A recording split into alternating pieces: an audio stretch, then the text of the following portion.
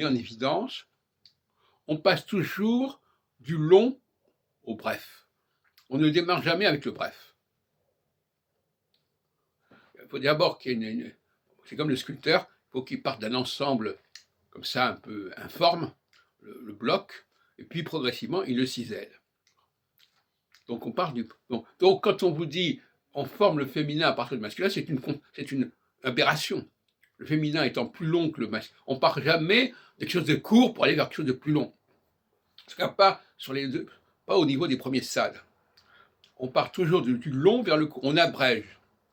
Le masculin abrège le féminin. Grand est plus abrégé que grande. Petit est plus abrégé que petit, etc. etc. Donc, d'un autre côté, effectivement, moi je suis pour un système à 3 temps. Donc on a bref, alors long, bref, long.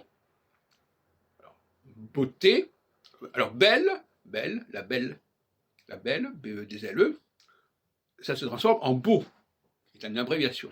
Mais beau va donner un substantif qui s'appelle beauté. Donc ça va faire, c'est un système ternaire. Et par exemple, un cas intéressant, c'est le futur.